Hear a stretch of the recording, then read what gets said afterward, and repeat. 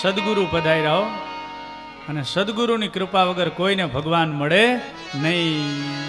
પણ સદગુરુ ક્યારે મળે? જ્યારે આપણે યોગ્ય શિષ્ય બનીએ ને તો ગુરુ આપોઆપ આવી જાય. પરીક્ષિત યોગ્ય શ્રોતા બન્યા. સુખદેવ ભગવાનને જોઈને રાજાએ દંડવત પ્રણામ કર્યા, દર્ભનું આસન આપ્યું, પુષ્પનો હાર પહેરાવ્યો, તિલક કર્યું, સ્તુતિ કરી.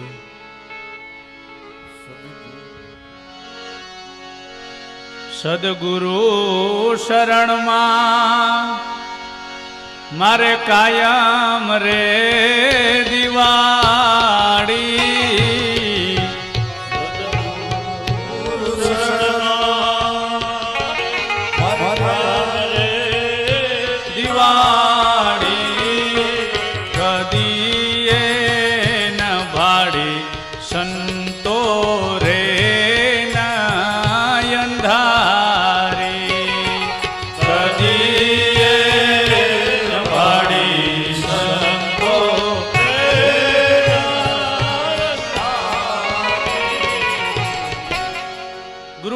સદગુરુ ભગવાનની સ્તુતિ કરી, પૂજા કરી અને હાથ જોડ્યા પરીક્ષિત રાજાએ કે હે ગુરુદેવ, 7 દિવસમાં મારું મૃત્યુ છે, હવે મને મોક્ષ થાય એવી કથા સંભળાવો.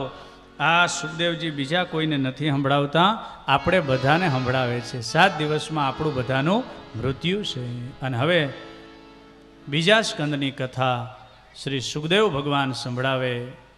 બહુ સાંભળવા જેવી કથાઓ. શ્રી શુક ઉવાચ વર્યાન એષ તે પ્રશ્ન કૃતો લોકહિતં નૃપ આત્મવિદ સમ્મતઃ પુંસાં શ્રોતવ્યા. હે રાજા, આપણે બધા સંસારમાં આવ્યા છીએ. નિદ્રયા રિયતે નક્તમ. આપણી રાત કેમ પૂરી થઈ જાય છે? સુવામાં. દિવસ કેમ પૂરો થઈ જાય? ઘરનું કામ કરવામાં. તો પછી ભગવાનનું ભજન ક્યારે કરવું? ભજન માટે તો ભગવાને આ સમય આપ્યો છે. અને વાત એ સાચી છે, ભગવાને કેટલી ઉપાધિઓ આપી, કેટલા દુઃખ આપ્યા. હે, હવે જેને લકવાનો રોગ હોય, શરીરમાં પેરેલિસનો હુમલો હોય, સાહેબ લકવા હોય, રમેશભાઈ, એ કાંઈ યોગ થોડો કરી શકે? ચાલી નથી શકતો, યોગ સમાધિ કેમ લગાવી શકે?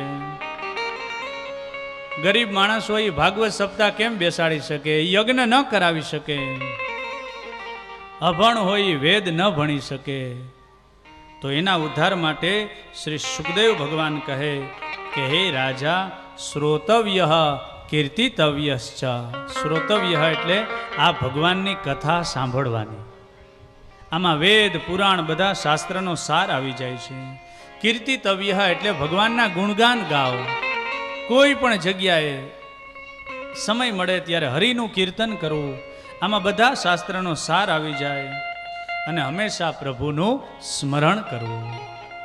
બસ આ 3 વસ્તુ જીવનમાં આવી જાય એટલે બીજું કાંઈ કરવાની જરૂર નથી. હે રાજા, જંગલમાં આગ લાગે અને બુદ્ધિશાળી હાથીઓ બધા સરોવરમાં વયા જાય અને આગથી બચી જાય. એમાં સંસારમાં આગ લાગે તો આ ભગવાનની કથા છે એ સરોવર છે. અને હે રાજા, ભક્તિનું શરણ લેવું. ભક્તિ રે કરવી એને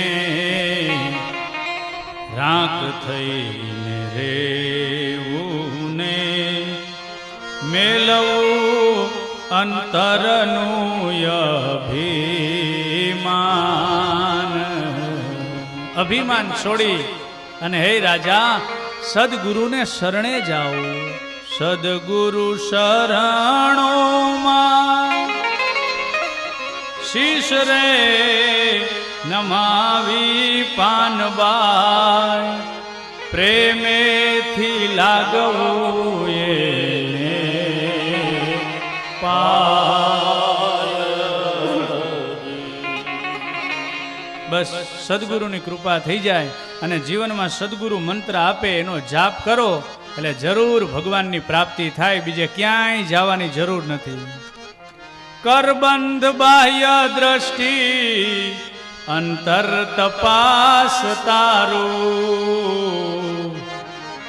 બસ ભગવાન બીજે ક્યાંય નથી. હે રાજા, ભગવાન તો તારી અંદર જ બેઠેલો છે. બોલે બીજો કોઈ નહીં, પરમેશ્વર પોતે. આંધળો થઈ અડગો થઈ બીજે શું કામ ગોતે? આ સાંભળે ભગવાન છે ને બોલે ભગવાન છે.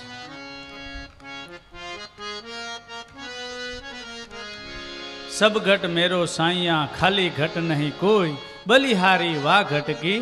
બધામાં ભગવાન તો છે જ, પણ સંતોએ બધાએ ભગવાનને પ્રગટ કર્યા એટલે આપણે એને પ્રણામ કરીએ છીએ, એના શરણે જઈએ છીએ. હે રાજા, મૃત્યુ અનિવાર્ય છે. જો આરંભમાં સુખદેવ સમજાવે છે, ભગવાન ગુરુદેવ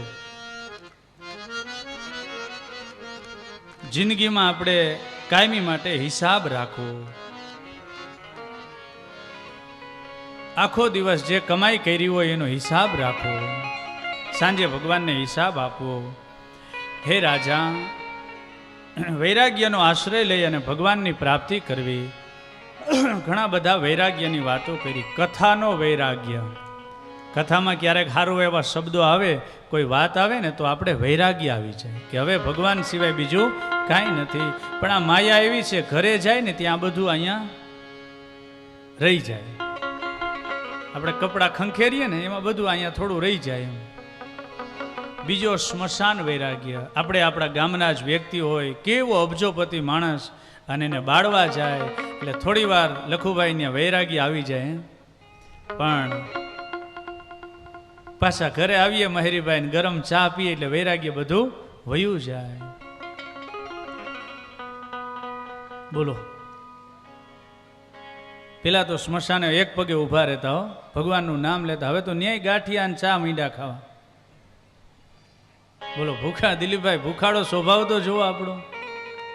અમારા રાજકોટમાં એક માજી મરી ગયા, પાછળ આઈસ્ક્રીમ ખવડાવ્યું અને ખાઈ ગયા બધા. 100 કિલો આઈસ્ક્રીમ ખાઈ ગયા કોરોના પહેલા. ક્યારેક સંસારમાં માણસને નિષ્ફળતા મળે અને વૈરાગ્ય આવે, ધંધો કરે નિષ્ફળતા મળે એમાં વૈરાગ્ય આવે. તો હે રાજા, મૃત્યુથી ડરવાની કોઈ જરૂર નથી. અને મૃત્યુ જ્યારે આવે ને તો મને તમને ભગવાન સાવધાન કરે છે. દ્રગ દ્રગ નહીં દેહ જબ ડગમગ, પગ પગ મગ મગ અલગ પરમ. કવિ પિંગળે લખ્યું, આંખે દેખાય ના. જેને આંખે ચશ્મા આવી ગયા ને સમજવાનું ભગવાનની નોટિસ છે. થોડા દિવસમાં હવે તેડું આવશે. આંખે દેખાય ના, કાને સંભળાય ના,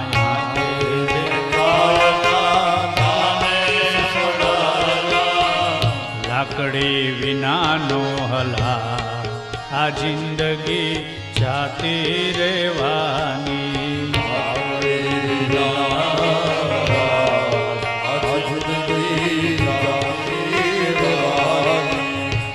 આંખથી દેખાવું ઓછું થાય, કાનેથી સંભળાવવું ઓછું થાય, લાકડી વગર હલાય નહીં. એટલે સમજવાનું કે આ ભગવાનની બધી કાળની આ નોટિસ છે.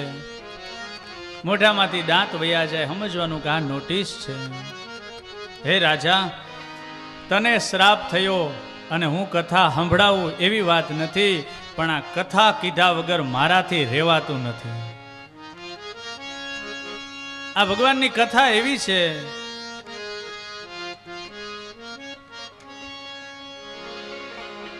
હે રાજા, મહાપુરુષનો સંગ કરે એને ભગવાનની પ્રાપ્તિ થાય.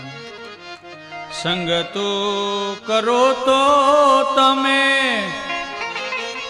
એવા નરની કરજો પાનબાઈ, જે ભજનમાં રેવે ભરપૂર.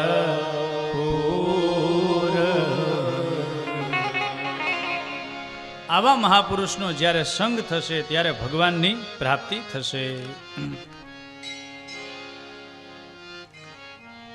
ઘરને છોડીને જંગલમાં જવું, વૈરાગ્યનો આશ્રય લઈ અને ભગવાનનું ભજન કરવું. ઘર છોડ કે વન મેં વાસ કિયો, મન વાસના ત્યાગ કિયો હી નહીં. ઘર છોડીને ખાલી જંગલમાં જવાથી ભગવાન ન મળે, પણ મનથી વાસનાનો ત્યાગ કરે એને ભગવાનની પ્રાપ્તિ થાય છે. અષ્ટાંગ યોગનું વર્ણન કર્યું. અને હે રાજા, આ વિશ્વ છે ભગવાનનું સ્વરૂપ છે. પાતાલમેત સ્યહિ પાદમૂલમ પઠન્તિ પાર્ષ્ણી પ્રપદે રસાતલમ મહાતલમ વિશ્વસૃજોતગુલ્ફો તલાતલમ અતલ વિતલ સુતલ રસાતળ તળાતળ મહાતળ અને પાતાળ, 7 લોક નીચે ભૂહુ ભુવઃ સ્વઃ જન મહ અને તપઃ, આ 7 લોક ઉપર 14 લોકનું આ બ્રહ્માંડ બનેલું છે. અને આ બ્રહ્માંડ એ ભગવાનનું સ્વરૂપ છે. પાતાળ છે એ ભગવાનની પાની છે, બ્રહ્મલોક છે એ ભગવાનનું મસ્તક છે, આ વૃક્ષો છે એ ભગવાનના રૂવાડા છે, આ નદીઓ છે એ ભગવાનની નસો છે, આ પર્વતો છે એ ભગવાનના હાડકાઓ છે. આ ભગવાનનું સ્વરૂપ છે. જગત અને જગદીશ રાજા જુદા નથી, આ ભગવાનનું સ્વરૂપ છે. સ્થૂલ અને સૂક્ષ્મ સ્વરૂપનું વર્ણન કર્યું. નિર્ગુણ અને સગુણ ભગવાનનું વર્ણન કરે છે. હે રાજા, નિર્ગુણ અને સગુણ એ ભગવાનમાં કોઈ ભેદ નથી, બધા ભગવાન એક જ છે. યમ નિયમ આસન પ્રાણાયામ પ્રત્યાહાર ધારણા ધ્યાન અને સમાધિ, એ સમાધિ લાગે અને ભગવાનમાં તદાકાર થાય, એ જ ભાવ આ કથાનો છે. એક ધ્યાનથી કથા સાંભળો તો આ સમાધિ જ છે. સગુણ ભગવાનની ઉપાસના થોડી સહેલી છે અને નિર્ગુણ ભગવાનની ઉપાસના થોડી કઠિન છે. સગુણ ભગવાનની ઉપાસના બિલાડીના બચ્ચા જેવી છે. બિલાડી હાથ ઘરે લઈ જાય પણ એના બચ્ચાને ઉઠાવીને લઈ જાય, અને નિર્ગુણ ભગવાન છે એ પેલા વાંદરીના બચ્ચા જેવું છે. વાંદરી કૂદકા મારતી હોય પણ એ પકડવાની જવાબદારી બચ્ચાની હોય. કબીરજીએ કહ્યું, નિર્ગુણ હે સો પિતા હમારા, સગુણ હે મહતારી. નિર્ગુણ છે એ અમારો બાપ છે અને સગુણ છે એ માં છે. હવે મા બાપ હોય એને દીકરામાં કઈ ભેદ હોય? હરખો જ ભાવ હોય ને. માને દીકરો એટલો વાલો હોય ને બાપાને એટલો વાલો હોય, એમાં ભેદ ન હોય. પણ માં દરરોજ કડવી દવા પીવડાવે ને તો આમ ચાખીને પીવડાવી દે, છોકરાને ખબર ન પડવા દે. અને એ માં ક્યાંક બારગામ ગઈ હોય ને બાપાને દવા પીવડાવવાનો વારો આવે મેણનભાઈ, ઓલા ડોકું ચાલે હો, વાસડા નો છાશ પીવડાવતો હોય અને આમ પંજો દેખાડે હો. દવા તો બેય પીવડાવે છે, માય પીવડાવે ને બાપાએ પીવડાવે, પણ એનો ભાવ એનો પ્રેમમાં થોડો ફેર છે. તો આ સગુણ અને નિર્ગુણ ભગવાનની વંદના. મુક્તિના 2 પ્રકારો છે, ક્રમ મુક્તિ અને સદ્ય મુક્તિ. ક્રમ મુક્તિ એટલે ધીરે ધીરે શૂદ્રને ત્યાં અવતાર મળે અને ભગવાનનું ભજન કરે, એને વૈશ્યને ત્યાં અવતાર મળે, ખૂબ નીતિથી વેપાર કરે, એને ક્ષત્રિયને ત્યાં અવતાર મળે, ગાય ધર્મની રક્ષા કરે, અને પછી બ્રાહ્મણને ત્યાં અવતાર મળે. વેદ શાસ્ત્રનું અધ્યયન કરે, ભગવાનની કથા કરે, અંગીરા ગોત્રમાં એને બ્રાહ્મણ જન્મ મળે અને પછી એનો મોક્ષ થાય. આને કહેવાય ક્રમ મુક્તિ. અને ભલે ગામડાની અભણ ગોપીઓ હતી, આપણે કાંઈ ભણ્યા નથી, પણ જે ભગવાનના શરણે આવે એક ઝાટકે એનો ઉદ્ધાર કરે, એનું નામ છે સદ્ય મુક્તિ. વ્રજની ગોપીઓ ક્યાંય ભણવા નહોતી ગઈ પણ એક ઝાટકે એનો ઉદ્ધાર થયો, આને કહેવાય સદ્ય મુક્તિ. અને હવે શ્રી સુખદેવજી 19 શ્લોકમાં મંગલાચરણ કરે છે. આવો આપણે એક શ્લોક. નમો નમસ્તે તૃષભાય સાત્વતા વિદુર કાષ્ઠા યમુઃ કુયોગિના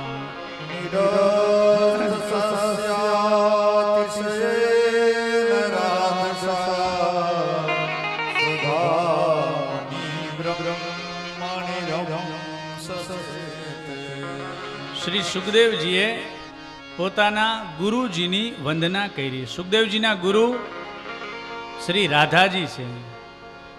રાધા કૃષ્ણને યાદ કર્યા, એની વંદના કરી અને મંગલાચરણ કર્યું. વેદવ્યાસ ભગવાનને યાદ કર્યા, એની વંદના કરી.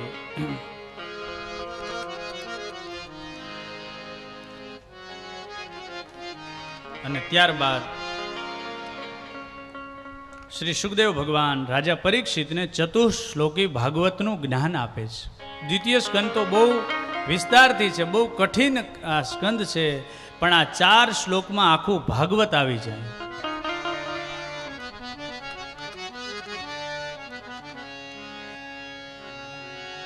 અહમેવાસ્મે ભગ્રે નાન્યત યત સદસત પરમ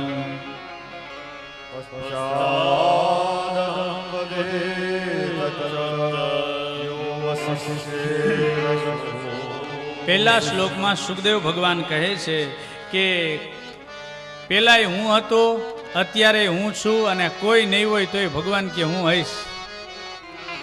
આપણે માજી સરપંચ લાગે, માજી વડાપ્રધાન લાગે, પણ ક્યાંય સાંભળ્યું માજી કૃષ્ણ ભગવાન કે માજી રામ? નહીં નહીં, ભગવાન પેલાય હતા, અત્યારે છે, અને આપણે કોઈ નહીં હોય તોય ભગવાન તો હશે જ. સદા અને સર્વદા ભગવાન વર્તમાન કાળમાં છે. અને આ સિદ્ધ કર્યું. હિરણ્યકશિપુએ કહ્યું ક્યાં છે તારો ભગવાન? તો કે ક્યાં નથી, તો કે આ થાંભલામાં છે. અને પ્રહલાદજી હા પાડે ત્યાં તો આમ થાંભલો ફાટે અને ભગવાન ત્યાં પ્રગટ થયા. આ સિદ્ધ કરી દીધું કે ભગવાન સર્વત્ર છે અને ભગવાન સર્વદા છે. કોઈ એવી જગ્યા નથી જ્યાં ભગવાન ન હોય. બીજા શ્લોકમાં ઋતેર્થમ યત્ર ન પ્રતીયેત તદ્વિદ્યાત્મનો યથા ભાસો યથા તપઃ. આ સંસાર મિથ્યા હોવા છતાં મને તમને સત્ય દેખાડે આ ભગવાનની માયા. આ બધું મિથ્યા છે છતાં એ બધું સત્ય દેખાડે, એનું નામ છે માયા. અને માયાના ભાગવતજીમાં 3 પ્રકાર છે. એક સ્વમોહિની માયા, એક સ્વજન મોહિની માયા, અને એક વિમુખ જન મોહિની માયા. રાધે તું બડ ભાગિની तूने कौन तपस्या की, तीन लोक तरणता सो तुम्हारे आधी. આ ત્રીજા પ્રકારની માયા એ ભગવાનને પણ નચાવે છે, અને એ માયાને આધારે ભગવાન આ ધરતીમાં લીલા કરે છે. યથા મહાંતિ ભૂતાની ભૂતેષુ ચાવતેષ્વનો પ્રવિષ્ટાન્યપ્રવિષ્ટાનિ તથા તેષુ એતાવદેવ જિજ્ઞાસ્યં તત્વ જિજ્ઞાસુનાઃ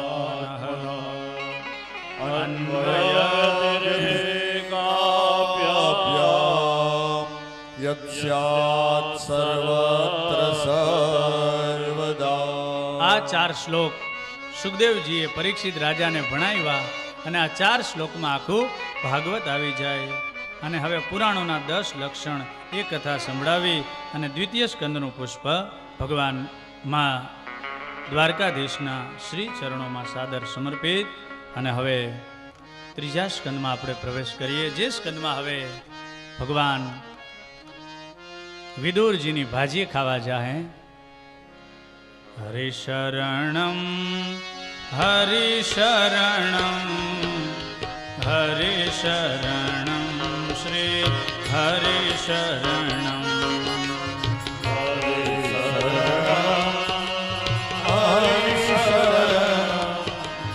હરિશરણમ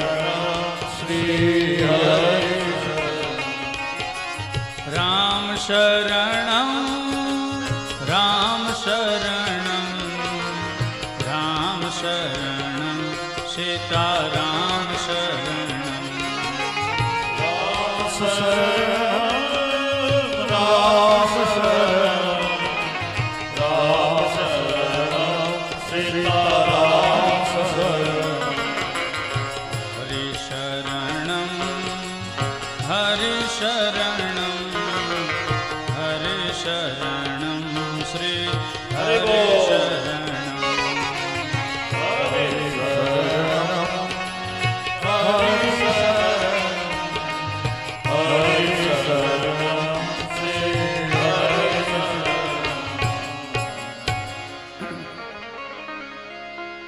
શ્રી સુખદેવ ભગવાન કથા સંભળાવે છે. તૃતીય સ્કંદ એટલે સર્ગ લીલા. વિદુર અને મૈત્રેય મહારાજનો આ સ્કંદમાં સંવાદ આવે છે. હસ્તિનાપુરના મહામંત્રી વિદુરજી પોતાના સમૃદ્ધિમાન ઘરનો ત્યાગ કરી અને ગામની બારોબાર દૂર ઝૂંપડું કરી અને ત્યાં ભગવાનનું ભજન કરતા હતા. પરીક્ષિત રાજાએ હાથ જોડીને પૂછ્યું, હે ગુરુદેવ, વિદુરજીના ઘરમાં એવી કઈ સંપત્તિ હતી કે એણે એ સંપત્તિ છોડવી પડી અને સમૃદ્ધિમાન ઘર કીધું? સુંદર મજાનો પ્રશ્ન સાંભળી ગુરુદેવ કહે છે, 12 વર્ષ પાંડવો જંગલમાં ફર્યા, કારણ કે જુગારમાં બધું હાર્યા હતા, અને 13મું વર્ષ પૂર્ણ કરી ગુપ્તાવાસ વ્યતીત કરી અને પાછા હસ્તિનાપુરમાં આવ્યા અને મોટી સભા થઈ અને કૌરવોને કીધું કે ભાઈ અડધો ભાગ અમને આપી દ્યો. પણ કૌરવો કંઈ આપે? ખૂબ સમજાવ્યા, વિદુરજીને બોલાવ્યા અને શ્રી વિદુરજીએ અહીંયા નીતિના વાક્યો કીધા, જેને વિદુર નીતિ કહેવામાં આવે છે, અને કીધું કે ભાઈ અડધો ભાગ આપવો એ તમારો ધર્મ કહેવાય, આપણું કર્તવ્ય કહેવાય. વિદુરજી તો સંત હતા અને વિદુરજીને ભાવમાં એવું બોલી જાય છે કે હે ધૃતરાષ્ટ્ર, આ દુર્યોધન છે ને એ આપણા કુળમાં દીકરો નથી પણ કળિયુગનો અવતાર છે, અને સાંભળી લેજે ભાઈ, એની બધી વાત માનીશ ને તો એક દી આપણું કુળ કપાઈને મરી જાય. હવે દુર્યોધનને ખોટું લાગે કે ન લાગે? કળિયુગનો અવતાર કીધો અને વાતે સાચી, દરેક કુટુંબમાં એક એક દુર્યોધન હોય જ. ગામો ગામ તમે જાઓ અને કુટુંબને વેર વિખેર કરી નાખ્યો, ન ભળવા દે, પાછું એનું જ હાલે. દુર્યોધન સાંભળો ને વિદુરજીને ધક્કો માર્યો, દાસીના દીકરા તને અહીં કોણે બોલાવ્યો? જા જા. વિદુરજી હથિયાર હેઠા મૂક્યા કે હવે અહીં રહેવાય નહીં. યાદ રાખજો, વિદુરજી જેવા સંતનું અપમાન થયું, હથિયાર હેઠા મૂક્યા ને વિદુરજી દૂર ગયા, ત્યારથી જ કૌરવોનું આયુષ્ય પૂરું થાય છે. રાવણે વિભીષણને લાત મારી, લંકામાંથી વિભીષણ નીકળ્યા, ત્યારથી જ રાક્ષસોનું આયુષ્ય પૂરું થાય છે. સંતનું જ્યાં અપમાન થાય ત્યાં અનિષ્ટ થાય. શ્રી વિદુરજી ગામની બારોબાર દૂર ઝૂંપડું કરી અને ભગવાનનું ભજન કરતા હતા.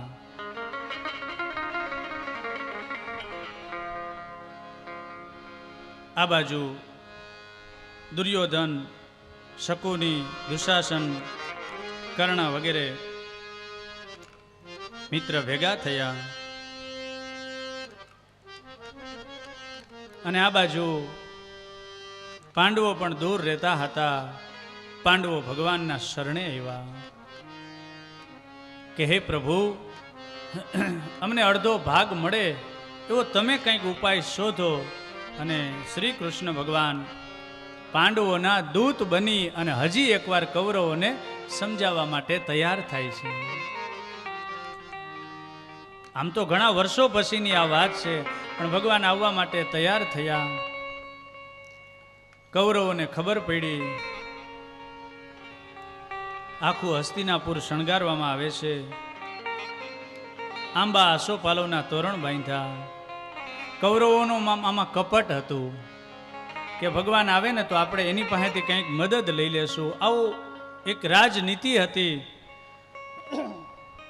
અને ભગવાન શ્રી દ્વારકાધીશ વર્ષો પછી 12 વર્ષ વયા ગયા પછી પાંડવોના દૂત બનીને આવે છે. હજારો માણસો હસ્તિનાપુરના રસ્તે ઊભા હતા. માતાઓ દીકરીઓ મંગલ કળશ લઈને ભગવાનનું સ્વાગત કરે છે. આજે પારાવાડા ગામમાં પણ ભગવાન આ કથા મંડપમાં દિવ્ય સ્વરૂપે પધાર્યા છે. આપણે પણ ભગવાનનું સ્વાગત કરીએ. જય હો. સ્વાગતમ કૃષ્ણ શરણાગતમ કૃષ્ણ. સ્વાગતમ કૃષ્ણ શરણાગતમ કૃષ્ણ. હજારો લોકો ભગવાનના હમૈયા કરે છે. બ્રાહ્મણો વેદના મંત્રો બોલે છે. માતાઓ મંગળ ગીતો ગાય છે અને બધા જય જયકાર કરે છે. શ્રી દ્વારિકાધીશ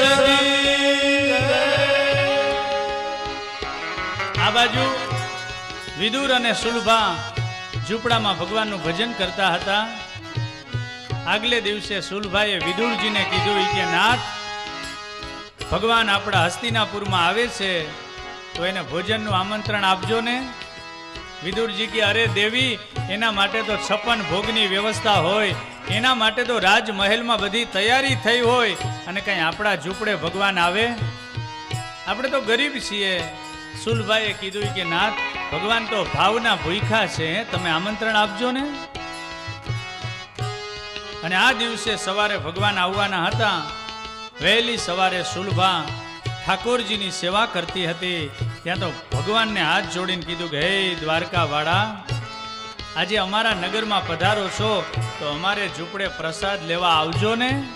ત્યાં તો ભગવાન હૈસાઓ દાંત કાઢ્યા અને સુલભા એકદમ રાજી થઈ ગયા કે નક્કી ભગવાન અમારે ત્યાં પ્રસાદ લેવા આવશે.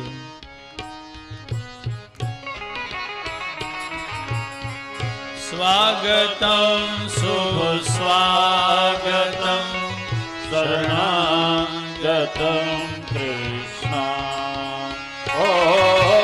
સ્વાગતમ સુસ્વાગતમ શરણાગતમ કૃષ્ણ.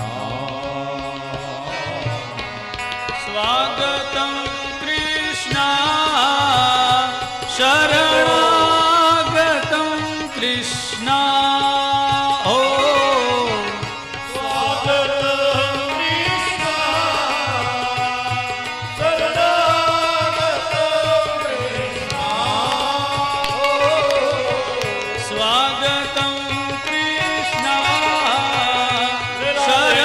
કૃષ્ણ. ઓ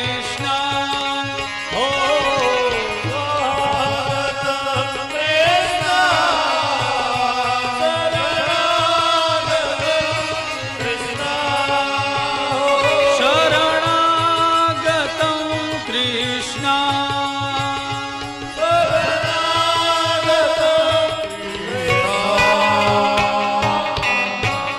શ્રી દ્વારિકાધીશ કી જય.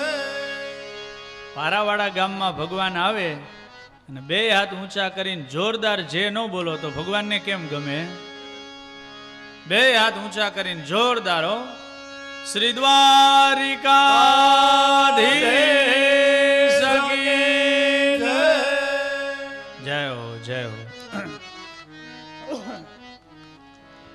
ભવ્ય રીતે ભગવાનનું હામૈયું કર્યું, સ્વાગત કર્યું. પણ હજારો લોકો હતા ને, એમાં ભગવાન આમ નજર કરતા હતા, આમ જોતા હતા. આટલા બધા માણસો હતા પણ ભગવાન કે મારો ભગત વિદુર કેમ દેખાતો નથી? વાહ, ભગવાન જેની આમ શોધ કરતા હોય એ ભક્ત કેટલો મહાન હશે.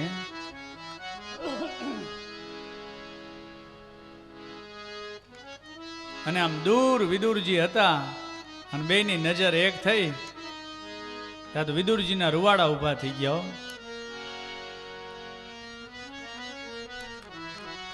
નજરથી ભગવાને કીધું કાકા બપોરનું તૈયાર રાખજો. પણ હવે વિદુરજી તો એવું કેમ સમજે? અરે આપણા ગામમાં કોઈ સંતની હાથીની અંબાણી નીકળે અને એ સંતને તરસ લાગે અને આપણા ઘરનું પાણી પીવે તો આપણે કેવા રાજી થઈ જાય? અરે કોઈ સાધુ બ્રાહ્મણ સંત આપણી ઘરે પધરામણી કરે ને તોય આપણે રાજી થઈ જાય કે આજ સંતો પધાર્યા, મારું આંગણું આજે પાવન થઈ ગયું.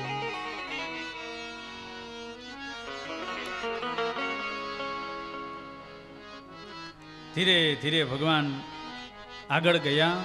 રાજમહેલમાં સવારી પહોંચી, રાજ દરબાર ભરાયો. કૃષ્ણ ભગવાને વિષ્ટિની રજૂઆત કરી, પત્ર લઈને આવ્યા હતા ને ભગવાને કૌરવોને બધું સમજાયું કે ભાઈ આપણે યુદ્ધ નથી કરવું અને પાંડવોનો એવો ભાવ છે કે અડધો ભાગ તમે આપી દો, કારણ કે કજિયાનું મોં કાળું કહેવાય. અત્યારે રશિયા અને યુક્રેન યુદ્ધ હાલે છે. એ કેવું વાતાવરણ આપણે જોઈએ છે. યુદ્ધમાં ખરેખર કોઈનો વિજય છે જ નહીં.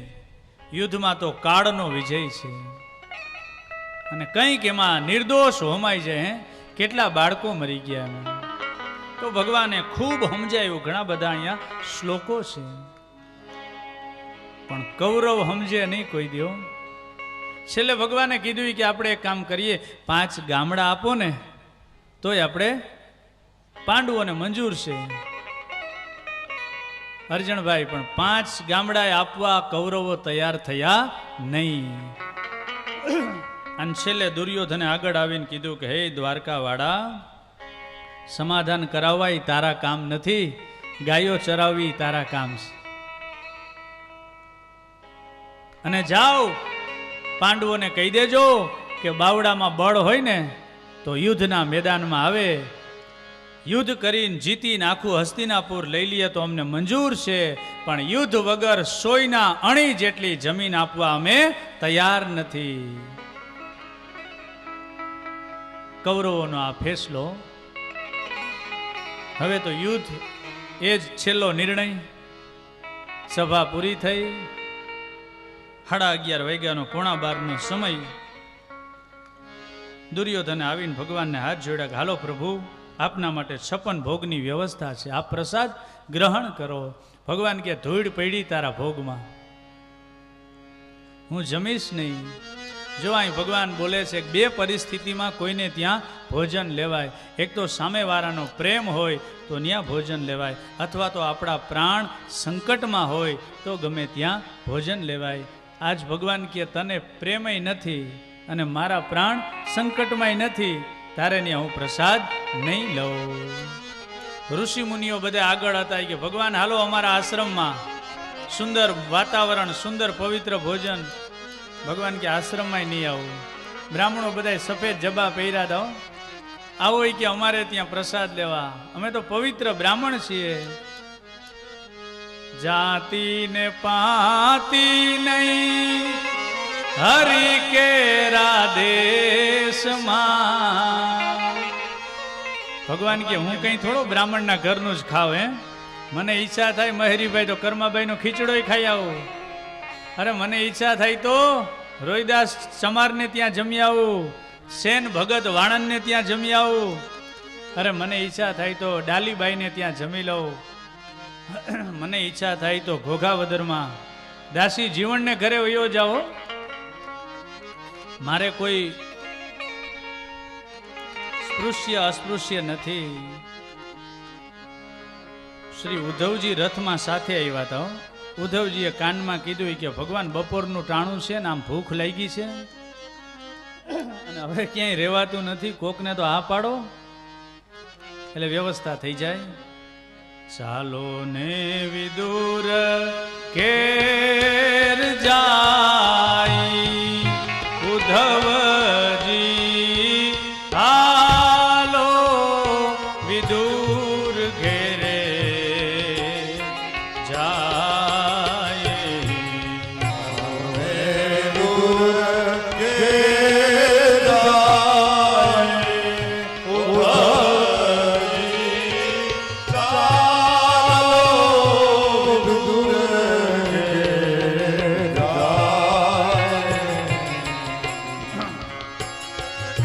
હે ઉદ્ધવ, આજે આપણે મારા એક પરમ ભક્ત છે એને ત્યાં આજે પ્રસાદ લેવાનો છે. અને આ બાજુ શ્રી વિદુર અને સુલભા ભગવાનનું ભજન કરતા હતા.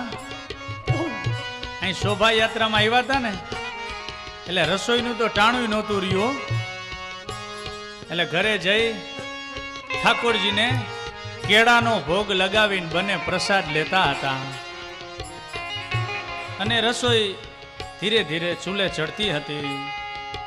અને અખિલ બ્રહ્માંડના માલિક શ્રી ઉદ્ધવજીને સાથે લઈ અને ધીરે ધીરે રથ વિદુરજીને ઝૂંપડે આવે છે. વિદુર અને સુલભા ભગવાનનું ભજન કરતા હતા. અને ભગવાને દરવાજો ખટખટાયો. કાકા, ઓ વિદુર કાકા. પેલા વગર બોલાયો દ્વારકા વાળો જેને આંગણે આવે એ ઘર કેટલું પાવન હશે. આહા, સ્વયં દ્વારકાધીશો. અને શ્રી સુલભામ દરવાજો ખોલવા આવ્યા ત્યાં તો અખિલ બ્રહ્માંડના માલિકને જોયા. ઓહો પ્રભુ, તમે અમારે ઝૂંપડે? સંતો એમ કે સુલભાના હાથમાં કેળા હતા અને એવા ભાવ વિભોર થયા ને આવો એમ કહેવાનું ભૂલી ગયા. અને કેળા ફોલી ફોલી અને છાલ ભગવાનને દે અને ગર્ભ પોતે ખાયો. અને ભગવાને એવા ભાવ વિભોર થઈ ગયા. માં સુલભાના કેળાની છાલ આરોગવા લઈ ગયો. વાહ દ્વારકા વાળા, શું તમારો પ્રેમ છે.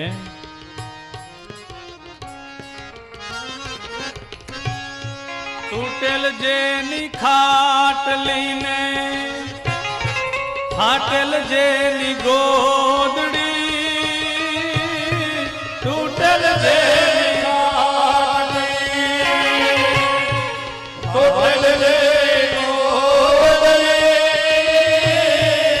પ્રેમના પલંગ બિછાઈ ઉદ્ધવજી ચાલો વિદુર ઘેરે જાય.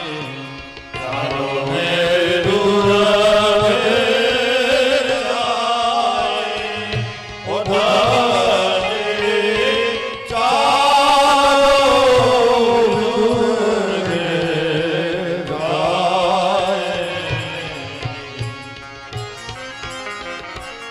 અહીં કોઈ મોટા મોટા સોફા નહોતા હો. પ્રેમનું આસન હતું. એમ અમારા બેન હંતોક બેનને સોફો આપ્યો છે ને, બેઠા ને બેન. હા બેન, હા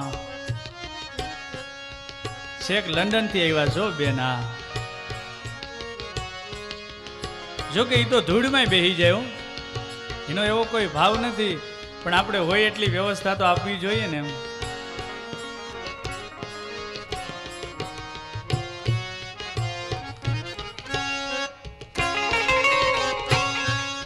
ઉદ્ધવજીએ ભગવાન સામું જોયું કે ભગવાન અહીંયા તો કઈ વ્યવસ્થા નથી ને તમે અહીં લઈ આવ્યા, વાં બધું છોડીને અહીં આવ્યા, શું હવે જમવાનું તો કઈ નથી. ભગવાન કે ચિંતા કરો માં, જો ચૂલા ઉપર તપેલી છે ને એમાં બધી વ્યવસ્થા છે. તાંજડિયાની ભાજી શું હતું? તાંજડિયાની ભાજી બળતીનો રોટલો, તાંજડિયાની ભાજી રુચિ રુચિ ભોગ લગાય ઉદ્ધવજી ચાલો વિદુર ઘેરે જાય.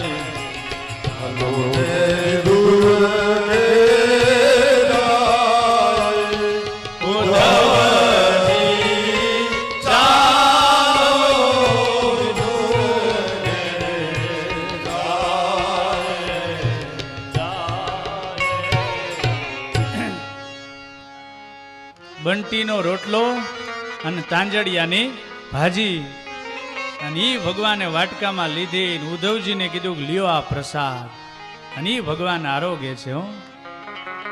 હા હા હા, भाव का भूखा हूँ मैं और भाव ही बस सार है, भाव से मुझको भजे तो भव से बेड़ा पार है. अन्न धन वस्त्र भूषण कुछ न चाहिए मुझको, केवल आप हो जाए मेरा बस यह पूर्ण सत्कार है. भाव बिन सब कुछ भी दे डाले तो मैं लेता नहीं.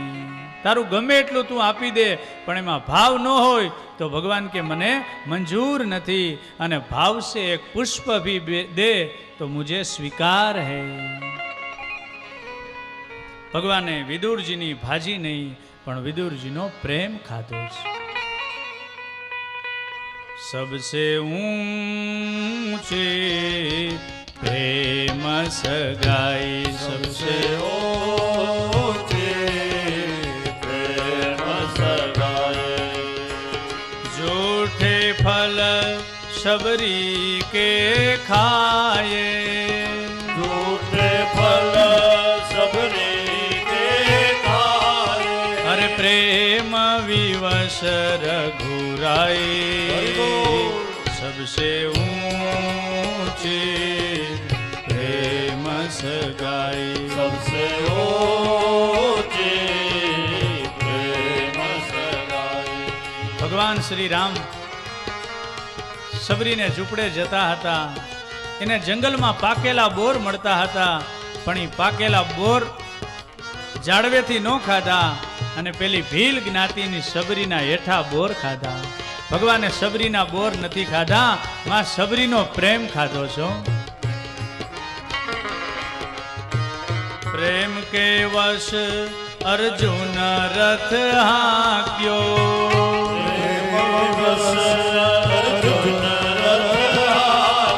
અરે ભૂલ ગયે ઠકુરાઈ, સબસે ઊંચે પ્રેમ સગાઈ.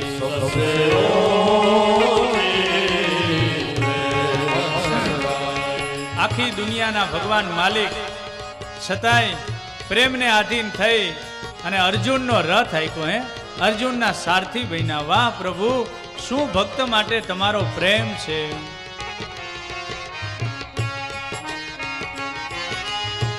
ऐसी प्रीत बढ़ी वृंदावन,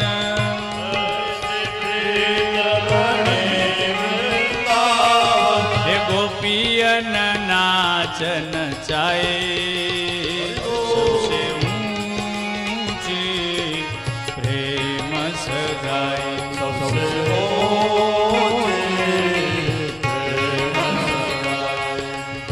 ભગવાન વ્રજમાં બાળ લીલા કરતા હતા. બ્રહ્મા વિષ્ણુ મહેશ જેનો પાર ન પામી શકે એ ભગવાન ગાયો ચરાવે વ્રજમાં. બાળ લીલા કરે અને ગોપીને એમ કે હે ગોપી મને છાશ પીવડાવો. ગોપી કે લાલા તને છાશીય કરીને તો, અને અખિલ બ્રહ્માંડનો માલિક ગોપીઓની સામે નાચે. વાહ પ્રભુ, શું તમારો પ્રેમ છે, શું તમારો ભાવ છે.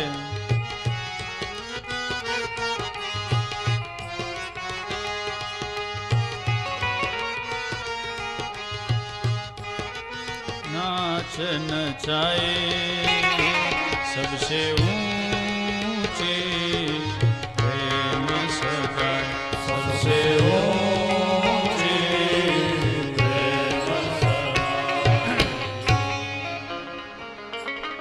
તો શ્રી વિદુરજીને ઝૂંપડે ભગવાન પધાર્યા.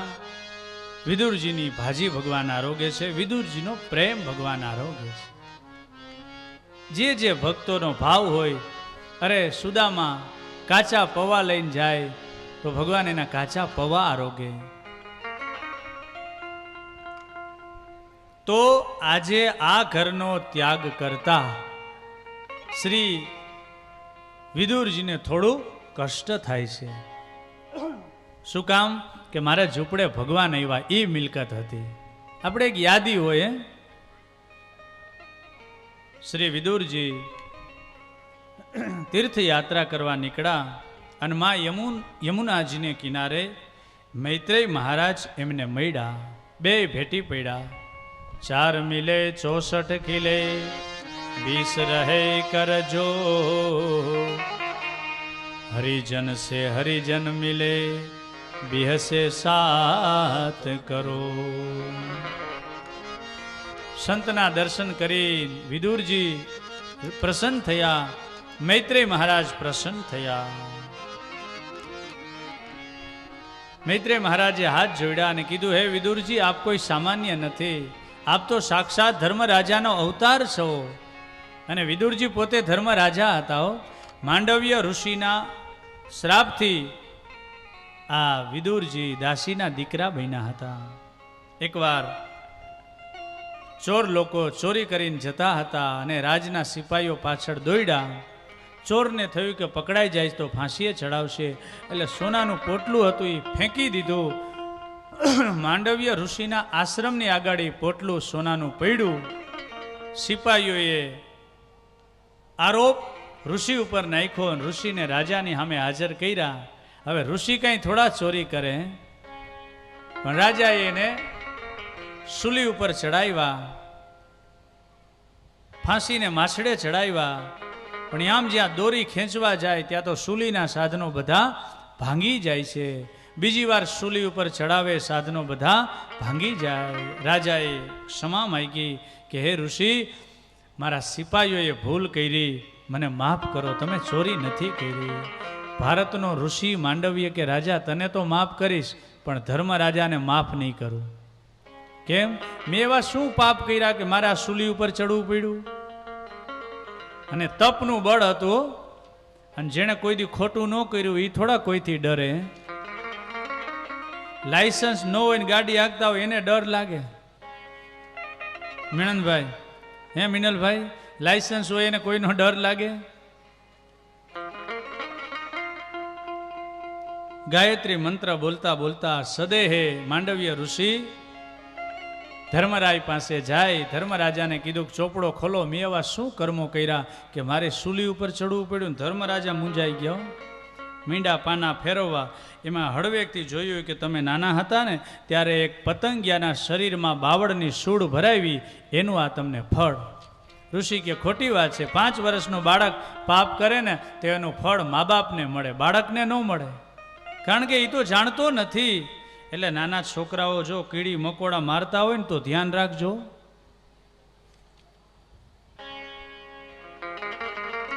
પછી તો ઋષિએ ધર્મરાયને શ્રાપ આપ્યો કે તમારે 3 જન્મ સુધી મૃત્યુલોકમાં જન્મ લેવો પડશે, અને એ પણ હીનના ઘરે જન્મ લેવો પડશે. પછી તો ધર્મરાજાએ ક્ષમા માંગી અને કીધું કે મને માફ કરો. ત્યારે 3 જન્મો એક સાથે થાય છે. એક તો યુધિષ્ઠિર ધર્મરાજા પોતે હતા, એક આ વિદુરજી દાસીના પુત્ર તરીકે, અને એક સોપચ વાલ્મીકી. આ 3 અવતારો એક સાથે થાય. તો આજે શ્રી વિદુર અને મૈત્રેયનો દિવ્ય સંવાદ શરૂ થાય છે. શ્રી વિદુરજી અને મૈત્રેય બીજી જગ્યાએ ભાગવતની આ કથા શરૂ થાય છે. સુખાય કર્મા નિકરોતિ લોકો નતે સુખમ વા ન્યદુપારમં વા.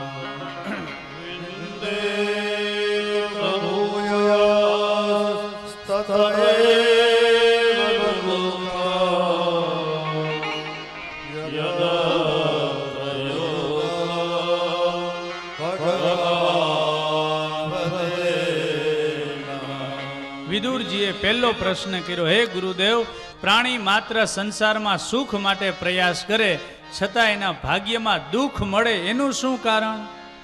આપણે કોઈ વ્યવસાય કરીએ, કામ કરીએ, શું કામ? લાભ મળે એટલા માટે, છતાં દુઃખ મળે. ત્યારે મૈત્રેય મહારાજ કહે છે, જુઓ વિદુરજી, જાતિ, આયુષ્ય અને ભોગ, આ 3 વસ્તુ ભગવત કૃપાથી મળે છે. કઈ જાતિમાં જન્મ લેવો આપણા હાથની વાત નથી. ભગવાન જે જ્ઞાતિમાં જન્મ આપે એમાં આપણે જન્મ લેવો પડે. આયુષ્ય આપણું કેટલું છે એ આપણા હાથની વાત નથી. ક્યારે પૂરું થઈ જાય. કોરોનામાં જુઓ ને, 20 વર્ષના વયા ગયા, 50 વર્ષના વયા ગયા, 80 વર્ષના વયા ગયા. જેનું આયુષ્ય પૂરું થયું એને જાવું પડે. એમાં આપણું હાલે નહીં. અરે કરોડોની દવા કરી એ પણ રહ્યા નહીં. અને છેલ્લો ભોગ સુખ ભાગ્યમાં જેટલું લખ્યું એટલું જ આપણે મળવાનું છે. ગામડાનો માણસ ખેતી મજૂરી કામ કરતો, ખાવા કંઈ નહીં, આવી ગરીબીઓ. અને એ ગામડાનો માણસ મુંબઈમાં જાય અને ભાઈ સમય ફેર્યો, કારખાના થયા અને અઢળક સંપત્તિ થયો, નાયખે માર્ગ નંબરે આટલી મિલકત, એવા મુંબઈમાં બંગલા. અને પછી તો એ વર્ષો પછી એનો નાનપણનો મિત્ર હતો ને એ મળવા ગયો. તો એ ગામડાનો ગરીબ માણસ આજે અબજોપતિ જમવા બેઠો, ડાઇનિંગ ટેબલ ઉપર મોરી, ચા અને ખાખરો હતો. એટલે ગામડાના મિત્રએ કીધું, ભલા માણસ હવે તો લાડવા ને ઢેફલા ને ખા. જ્યારે ખાવા હતા ત્યારે નહોતા, પણ હવે તો જમી લે, ભગવાને ઘણું આપ્યું. એ કે સંપત્તિ તો ઘણી આપી, પણ હવે ભગવાને સુગરની ભેરી તકલીફ આપીશ, ડાયાબિટીસ. ભાગ્યમાં આપણે મિષ્ટાન ન લખ્યું હોય તો આપણે નો જ ખાઈ શક્યો. ભગવાનને એકમાંથી અનેક થવાની ઈચ્છા થઈ.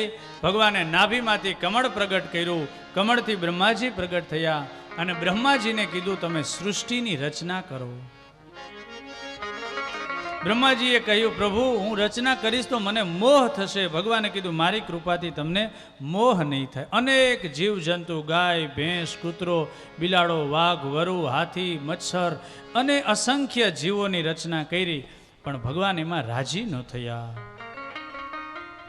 હજારો વર્ષ બ્રહ્માજીએ તપ કર્યું અને હજારો વર્ષના તપના અંતે સનકાદી ઋષિઓનું પ્રાગટ્ય થયું, નારદ વગેરે મહાત્માઓનું પ્રાગટ્ય થયું અને શાંત મને બ્રહ્માજી બેઠા છે એના શરીરમાંથી એક જોડલું પ્રગટ થયું. એ હતા મનુ અને શત્રુપા, જે આપણા માતા અને પિતા છે. મનુ મહારાજના આપણે સંતાન એટલે આપણે માનવો કહેવાના. શત્રુપા આપણી માં છે. સ્વયંભો મનુ અરુ શતરૂપા, જીન દે ભય નર સૃષ્ટિ અનુપા.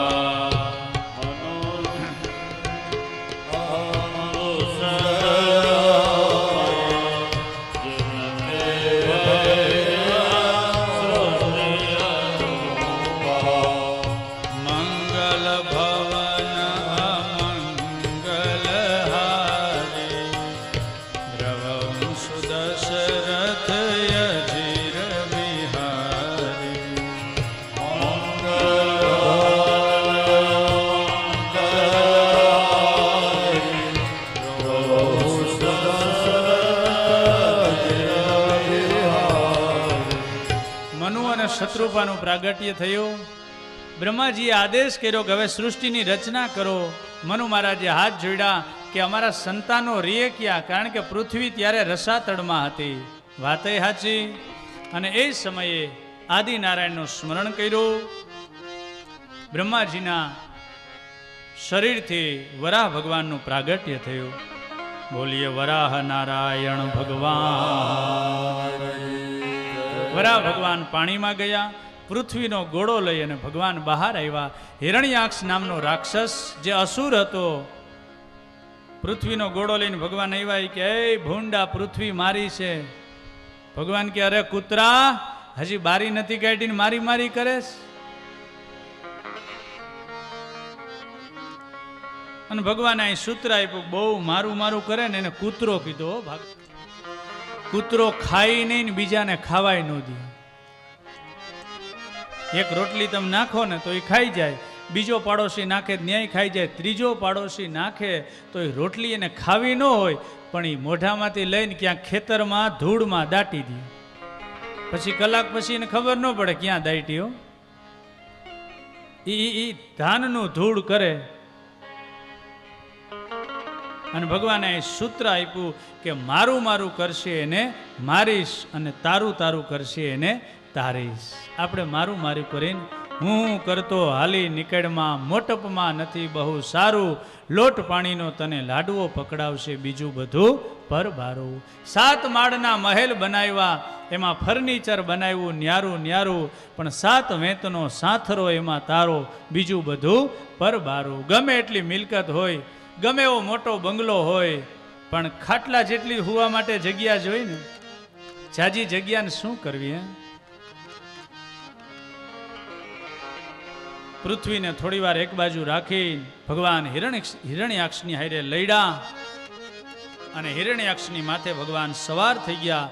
એક વજ્ર મુષ્ટિકાનો પ્રહાર કર્યો અને હિરણ્યાક્ષનો વધ કર્યો. જય જયકાર થયો. બોલીએ વરાહ નારાયણ ભગવાન કી જય. આ હિરણ્યાક્ષ અસુર હતો અને ભગવાનની હારે લડ્યો. એ કોણ હતો એની કથા હવે આપણે આમ તો કરદમ ઋષિ સુધી આપણે આ કથા આજે પહોંચાડવી હતી, પણ બપોર પછી 3 વાગે વહેલા વહેલા આવજો. ઝાઝી સંખ્યામાં શ્રોતાઓ છે, તો બધાએ વ્યવસ્થા જાળવવી. અને અમારા પારાવાડા ગામનો એક ભાવ છે કે જે દૂર દૂરથી પણ શ્રોતાઓ પધાર્યા છે, એના માટે સુંદર મજાની મહાપ્રસાદની વ્યવસ્થા રાખી છે. પ્રસાદ લીધા વગર કોઈએ જવાનું નથી, કારણ કે આ તો ભાગવતજીનો મહાપ્રસાદ છે. તો સૌ વ્યવસ્થા અનુસાર બપોર પછી પણ તમે તો બધા વહેલા આવી જાઓ, પણ અમે મોડું નહીં કર્યો. 3 વાગે અહીંયા હાજર થઈ જાઉં હું. 3 વાગે વહેલા વહેલા આવજો. આજે સાંજે થાંભલામાંથી નૃસિંહ ભગવાન પ્રગટ થવાના છે, તો એ નર નારાયણની લીલા, નૃસિંહ નારાયણની લીલાના આપણે દર્શન કરશું. અને આવતીકાલે કૃષ્ણ ભગવાનનું પ્રાગટ્ય, આવતીકાલે રામનવમીએ ભગવાન શ્રી રામનો બર્થડે છે. સંસારીના બર્થડેમાં તો હું તમે ખૂબ ગયા, પણ આવતીકાલે ભગવાનના જન્મદિવસમાં આપણે આનંદ કરવાનો છે. તો સાંજે નૃસિંહ નારાયણનું પ્રાગટ્ય, ધ્રુવ મહારાજ પ્રહલાદજીની કથા સાંભળીએ, પણ 2 મિનિટ ભગવાનનું નામ. શ્રી રામ જય રામ જય જય રામ. શ્રી રામ જય રામ શ્રી રામ જય રામ જય જય રામ. શ્રી રામ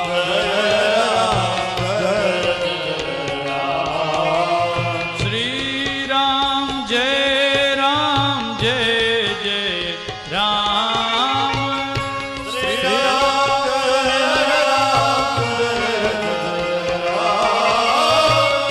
શ્રી રામ જય રામ જય જય હરિ બોલ. રામ. શ્રી રામ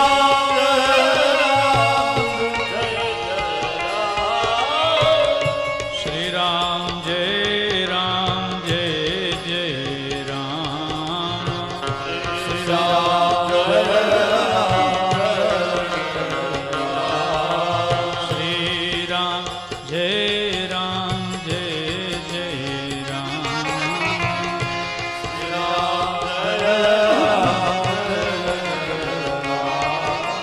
શ્રી રામ જય રામ જય જય રામ.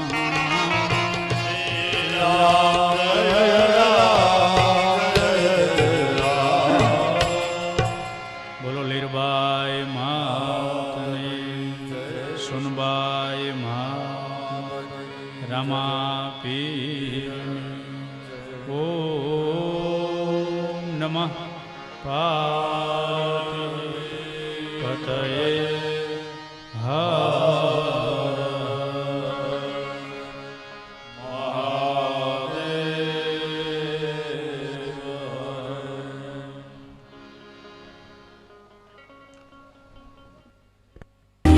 शबरी के जैसे खिलाते नहीं। अच्युतं केशवं कृष्ण दामोदरं रामनारायण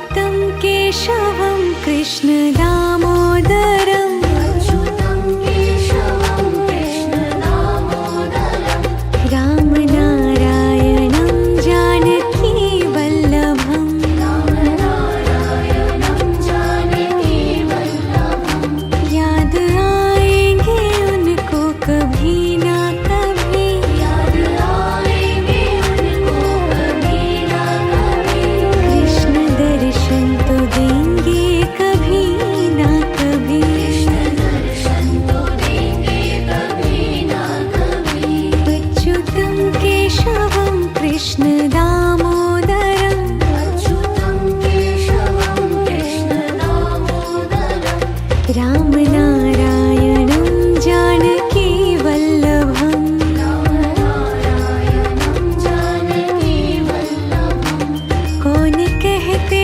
हैं भगवान आते नहीं कौन कहते हैं भगवान आते नहीं तुम मीरा के जैसे बुलाते नहीं तुम मीरा के जैसे बुलाते नहीं अच्युतं केशवं कृष्ण दामोदरम् रामनारायणं जानकी वल्लभम् रामनारायणं जानकी वल्लभम्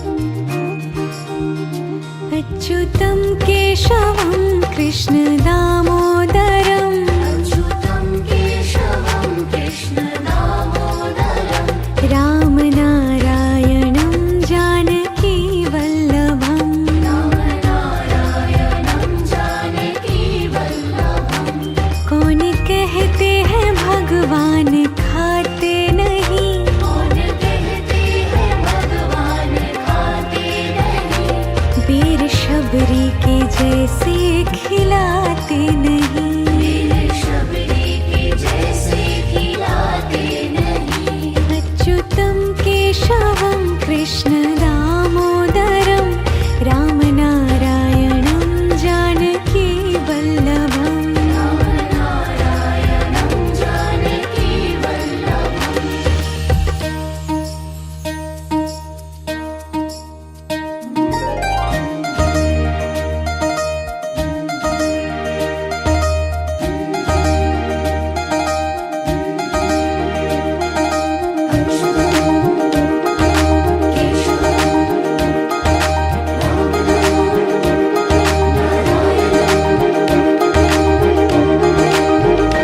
अच्युतं केशवं कृष्ण दामोदरम् अच्युतं केशवं कृष्ण दामोदरम् रामनारायणं जानकी वल्लभम् रामनारायणं जानकी वल्लभम् याद आएंगे उनको कभी ना कभी याद आएंगे उनको कभी ना कभी कृष्ण दर्शन तो देंगे कभी ना कभी कृष्ण दर्शन तो देंगे कभी ना कभी अच्युतं केशवं कृष्ण दामोदरम् अच्युतं केशवं कृष्ण दामोदरम् रामनारायणं जानकी वल्लभम् रामनारायणं जानकी वल्लभम् कौन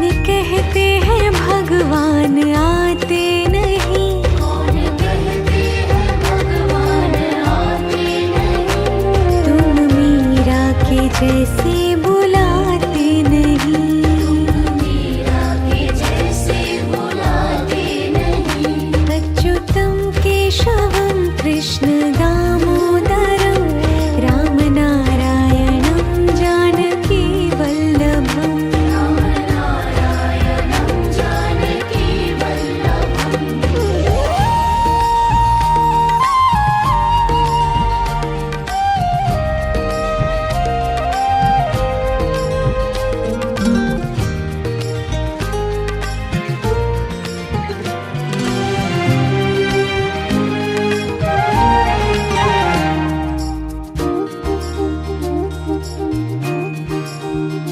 अच्युतं केशवं कृष्ण दामोदरम् अच्युतं केशवं कृष्ण दामोदरं रामनारायणं जानकी वल्लभम् रामनारायणं जानकी वल्लभं कौन कहते हैं भगवान खाते नहीं कौन कहते हैं भगवान खाते नहीं वीर शबरी के जैसे खिलाते नहीं वीर शबरी के जैसे खिलाते नहीं अच्युतं केशवं कृष्ण दामोदरं रामनारायणं जानकी वल्लभम् रामनारायणं जानकी वल्लभम्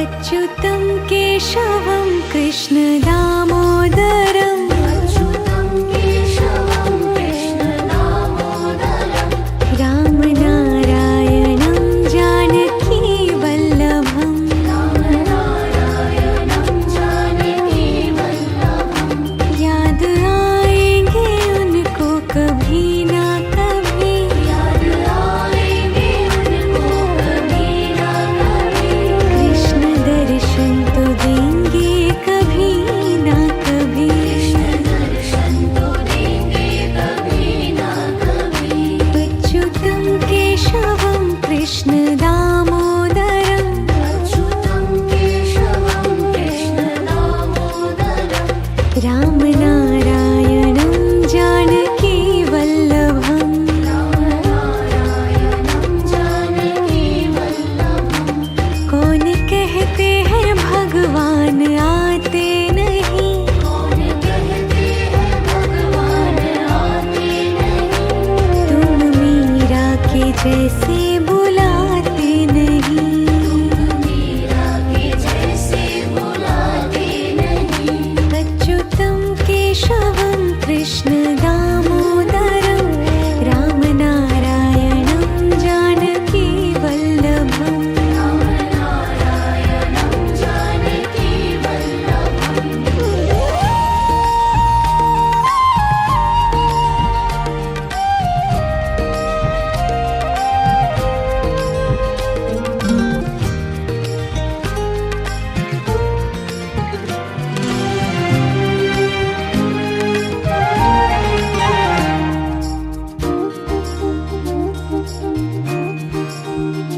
अच्युतं केशवं कृष्ण दामोदरम् अच्युतं केशवं कृष्ण दामोदरं रामनारायणं जानकी वल्लभम् रामनारायणं जानकी वल्लभं कौन कहते हैं भगवान खाते नहीं कौन कहते हैं भगवान खाते नहीं वीर शबरी के जैसे खिलाते नहीं वीर शबरी के जैसे खिलाते नहीं अच्युतं केशवं कृष्ण